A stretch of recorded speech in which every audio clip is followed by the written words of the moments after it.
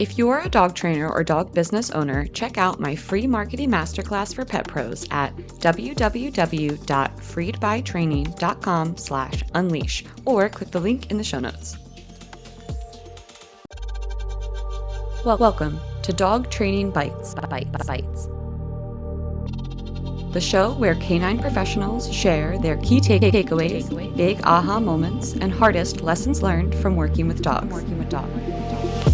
I'm Mattison, certified dog trainer and behavior consultant, and dogs are my life. Every day, I get to coach guardians and other trainers into a deeper understanding of canine behavior. But let's face it, sometimes dog training really bites. And that's okay, because when it does, we learn a lot. This podcast is all about sharing the lessons learned from experience, because the stories of when it got tough or when we made a mistake, that's when we learn the lessons worth learning. And it's time we share those with the world. I'll be talking to dog trainers and other pet professionals about times that working with dogs, well, bit. Not literally. Maybe literally. What's most important here on this show, what did they walk away with? What did they learn? How did it shape their approach today? Welcome to Dog Training Bytes, the show where pet professionals share personal lessons that you won't find in any textbook. My heart is so full today to introduce someone incredibly special to me. Client turned apprentice turned mentorship student and friend somewhere along that journey, Jordan Hurt. Jordan has been a dog walker since 2021, and earlier this year, a client of mine with her personal dog, Asuka, who we will talk about here in a moment. Following an apprenticeship with Sailor Jerry the dog trainer and Tulsa Pack Athletics, Jordan graduated from my canine behavior mentorship and continues to impress me every day with her ability to quickly incorporate new learning into her training approach. Her area of expertise is sensitive dogs that come from a shelter or rescue setting. Hey, Jordan, welcome.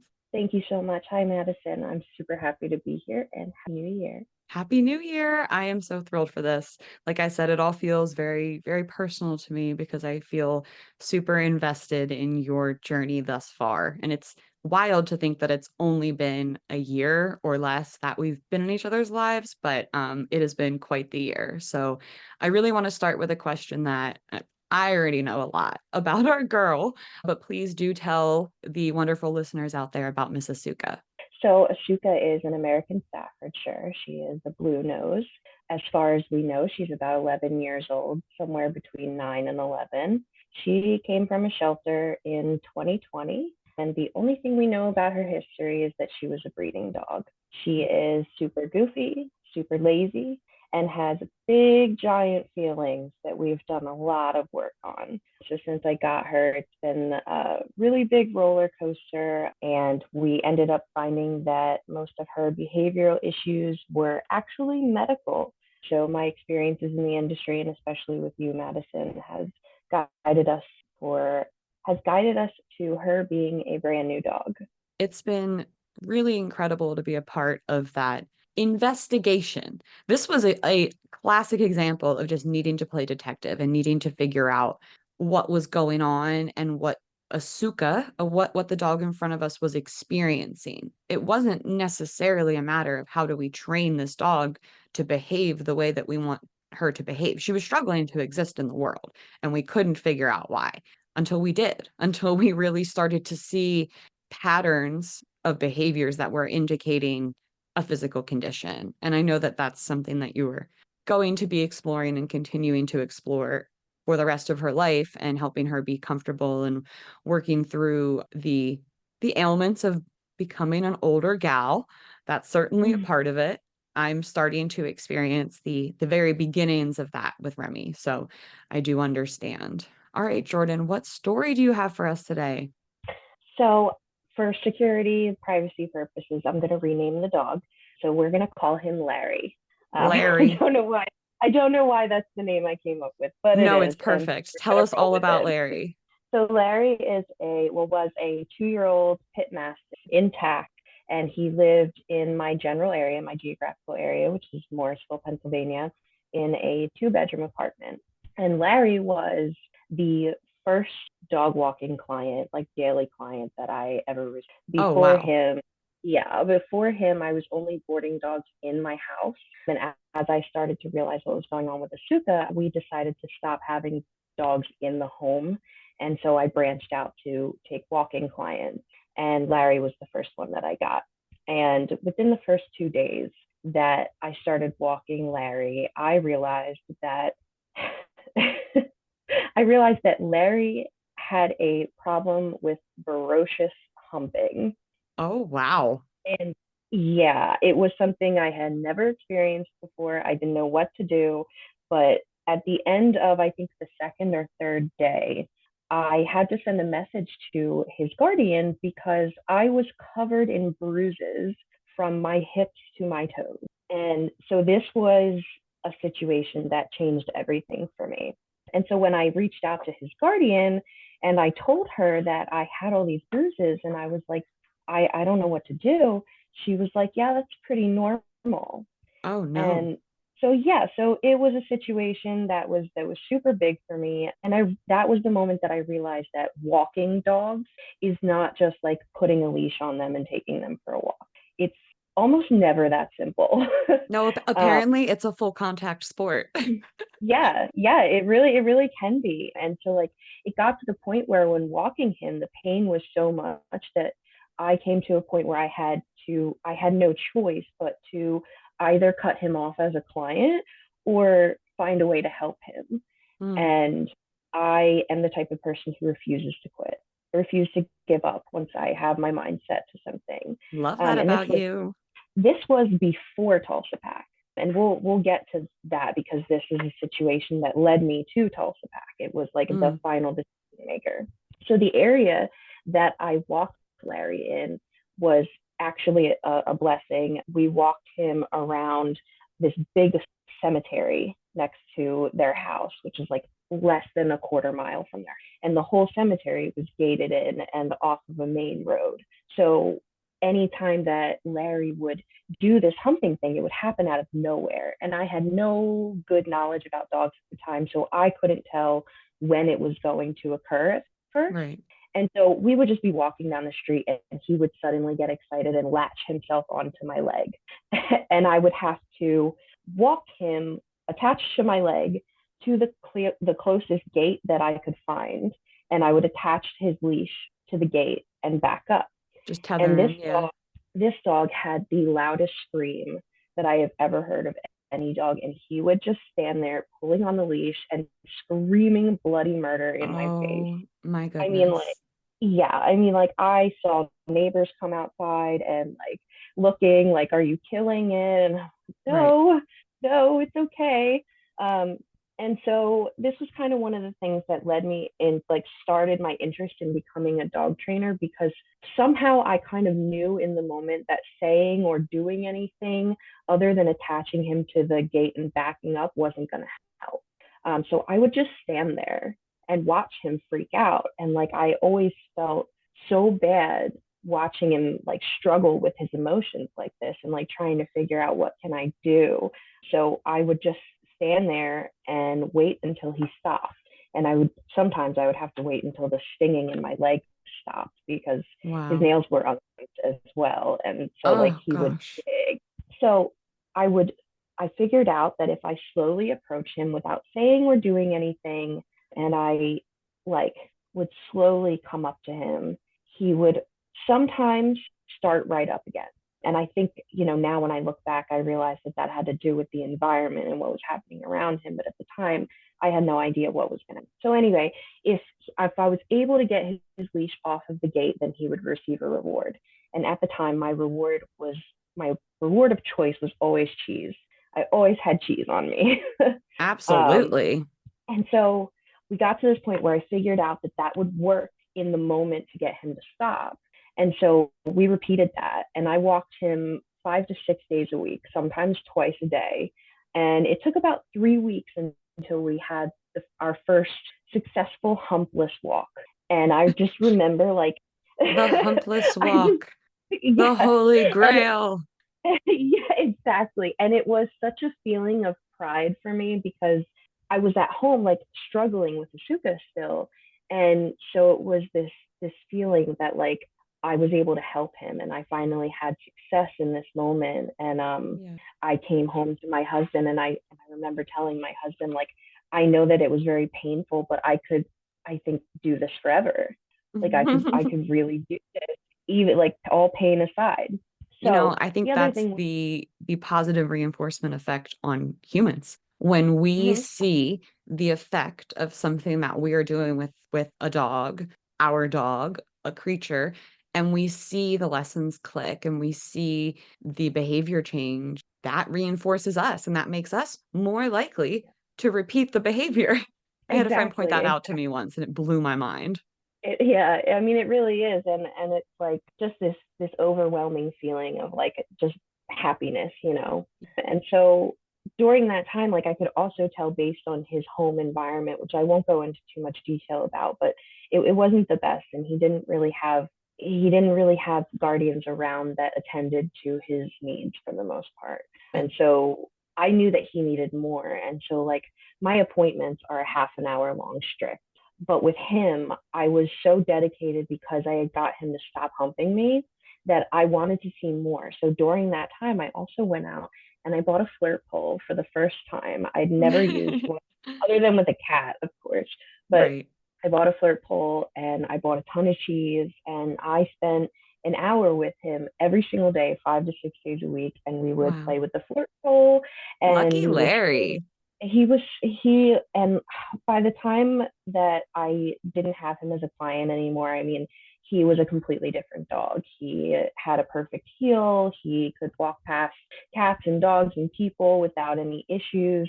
And mind you, this is still before I reached out to Tulsa Pack. Wow. And like that flirt pole, I have videos of this dog taking the flirt pole from me, and he would carry it home. Oh, Yeah, it was the most adorable thing I've ever seen in my life. So, and like everything that I used to help train him in those moments was stuff that I took from Jerry's Instagram. hmm. Like I just was like, I have to help, you know. So Yeah. I watched her, and once I found her, I found you, and so like I was always following you guys before I ended up there. And it was just such a crazy situation to go from like what he was at first to like just Yeah. this super happy, play loving, like obedient. I don't really like that word, but obedient dog is the best way for me to describe it. And it was just amazing. It must be hard both to really affect change and then also to, I guess, feel like you're doing as much as you can when a client is a walking client and not a training client. And for that reason, you only have access to them for 30 minutes and in a certain context. And some guardians might be super open to more and extra, and some guardians might not be. How have you sort of, I don't know, juggled that before becoming a trainer and as you're now transitioning to trainer? So that was one of the huge things that I had to learn. And there were a couple of things. And first was I immediately realized how easy it was for me to work with Larry and how much information he absorbed in just like these little bits of time. And then realizing that when I went home to Asuka and I would try these same practices, none of it worked. And I just was so unbelievably confused that was what pushed me to reach out to Tulsa Pack in the first place. I remember turning to my husband and being like, oh, like Larry's a totally different dog, and I've only been with him for a couple of months. Like, I need help with Asuka. Like, I need to learn more. There's something that I am missing. Hmm. And so that was when I reached out to Jerry in the first place, and like noticing these massive differences between Larry and Asuka and the other dogs that I worked with, the clients after him and before him, like the boarding dogs that I had in the house, I had to realize that I feel like a lot of the time, and it's not on purpose, but a lot of the time, guardians just aren't listening to their dogs. Yeah. They're they're like stuck in that like a linear kind of mind frame based on the old school knowledge that we have about dogs in the general public, and they're just kind of stuck in that. Yeah, we And had a so very specific and narrow slice of dog training that made its way into mainstream.